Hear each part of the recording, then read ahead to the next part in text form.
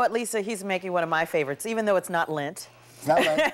I love fish and chips, but you're doing it with your own twist. We're going to do, this is E for England. And the national food in England is fish and chips, like burgers and franks and fries. But I'm seeing something over here that's distinctly from the Far East. Yes, we're going to do a spin. We're actually going to do it as a roulade, or almost like a sushi, where we're going to build the roulade, the remoulade inside, and then we're going to finish with the malt vinegar, sweet soy wasabi aioli, and with Guinness beer, we're going to show you how to do the batter, which is the easiest thing in the world. So you're going to show us how to do a beer batter. We're going to do a beer batter. And you say it's easy. Simple. You promise. I promise. Pinky swear. Pinky swear. All right then. Well, I guess you don't have to depend on my mom flying into town to do it. Just Ivan will teach us how to do it. And Lisa, there will be samples later on, of course. There will be, but leave it to Ivan to put a twist on it, right, Gail? You know, Ivan has to do everything globally. He doesn't stick with one continent. He takes has to hop a couple and then make a dish. Takes it up a few notches. Thank you, Gail. Thanks, Ivan. We're back with Chef Ivan Flowers from Fournos Restaurant in Sedona. And just to answer the previous question, the president is Barack Obama. Barack Obama. In case anybody didn't know. All right, you are making fish and chips with a twist. You've got a little East meets West. Little East meets West, and peanut oil. We have it in a high pan because we want to be careful with oil, and we're going to take it up to about 360 degrees. We're just about there. And I can use my little Fry Daddy Jr.? Sure. Okay. Sure. The batter, okay, very, very simple. All-purpose flour. About how much? 1 cup. 1 cup? 1 cup. Always do the dry first, then mix in the wet. This is a 1/4 teaspoon of baking powder. Baking powder? Okay. A little bit of salt. This is a little French sea salt with a little lemon in it, just a pinch.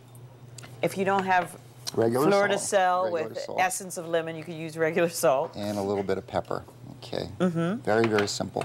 Now you could put cayenne in here. You can put garlic. You can do a lot of things to a batter. Guinness. Tastes like chocolate milk. Oh, really? It's really, really good beer. And we were talking earlier how, you know, it gives you that big, thick head, and then the actual beer is not as carbonated as some American beers. 1 cup of beer. Does it have to be cold, room temperature? Cold is good. You just want to mix it to the consistency of a pancake batter.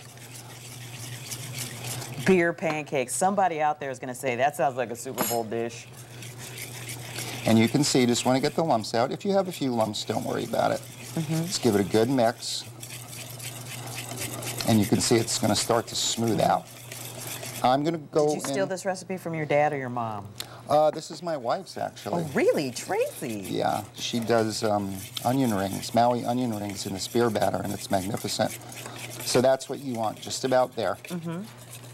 Just like a pancake. Well, now, what we're going to do here is our oil is up, and I've taken potatoes.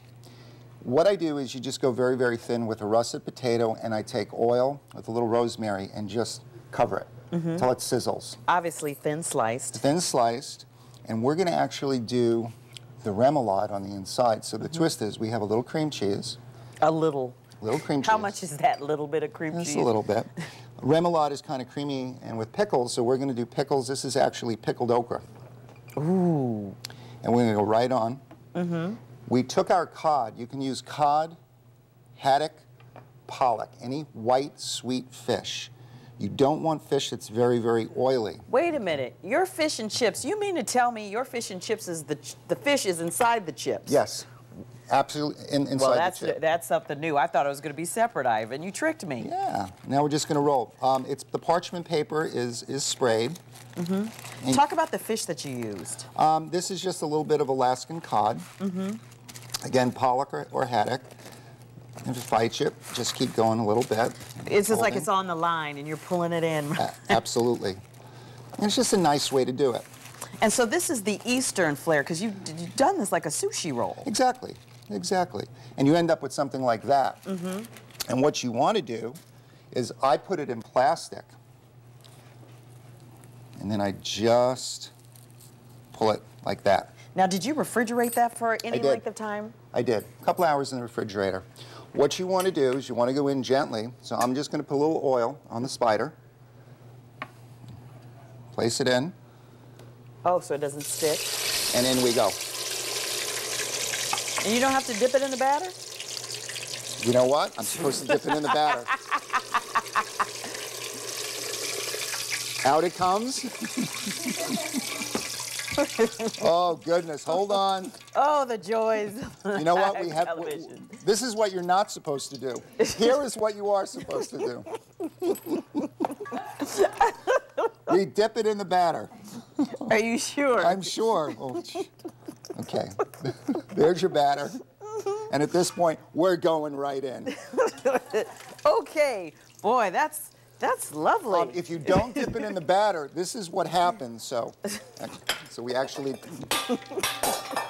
did this on purpose to show you what happens when you don't dip it in the batter. How long do you keep it in there? Okay, if you were doing a big piece of fish, which was very, very thick, you would do maybe about 4 minutes at 425. Okay, here we just, it's coming out beautifully. I'm Here sure maybe. it is. I'll still eat it. Who are we fooling? When have I not sampled something on this show? Maybe 2 minutes. Now keep in mind, when you make a mistake when you're cooking, other things. What did Julia Child say in Julie and Julia? She said, "You're the only one in the kitchen. Who's to know?" Who's to know? You tell them it's supposed to come out that way. I mean, how many people are making this like that at home? You're doing fine, Ivan. Keep it up. Okay, we're coming out. Look at that. And that's what you want. Now that looks like kind of like a traditional piece of fish and chips, but boy, when you cut into that, you get a big surprise. Yeah, and you know, it's the baking soda that causes it to expand. You don't want this really tight batter. You want a little bit of an explosion on there. Now keep in mind, we had just made this piece. When you refrigerate it, you put the batter on it, and it's nice and cold, it will come a little more conformed. But this is nice. It's kind of natural and it's nice. What we're going to do in the next segment is we're going to show you, we're going to take snap peas that have to go in the batter. Don't let me forget. And we're going to finish it with snap peas. So the potato is here. We've got a play on a chip, and then we're doing a malt vinegar and a sweet snap pea wasabi aioli. See, there's something healthy in this dish. It's a snap peas. Sure, we're going to fry it, but it'll be delicious. And for this recipe, you can go to our website at azfamily.com/yourlife. And remember, dip it in the batter before you fry it. Right, Lisa? I'm just glad to know that Chef Ivan isn't always perfect, and it's okay. That's fine, because we mess up too. Thank you very much, Ivan and Gail. We're back with Chef Ivan Flowers from Fournos Restaurant in Sedona. Gail and Ivan fried up this piece of fish. I missed what went in it. And what kind of fish did you use? We used the cod, okay, and we did a version of a remoulade and inside cream cheese and pickled okra. We did the diet version without the breading, and you can see that didn't work.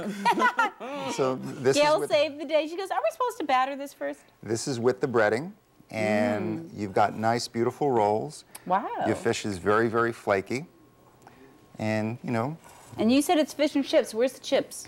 Well, you're wrapped in potato, so you've got potato on the outside, so that's a version of your chips. And then what we did is we took that batter and we took snap peas. How did you get them like halfway? I just held them in. Ooh. Just dipped them and held them in for about 30 seconds. That's when tongs come in handy, right? Absolutely. And nice little color. So a second pea, you know, Look at presentation. with a little bit of an Asian flair. We're going to serve it with chopsticks. We're going to finish with a little salt and pepper. And you usually do this right when it comes out hot. Oh. Malt vinegar, traditional English. That's the best. Sweet pea wasabi, a little bit of grapes. And, you know, you've got your chopsticks. You want to remember oil at about 350 degrees, peanut oil. You want to come out with your roll cold, and you want to do your batter at room temperature.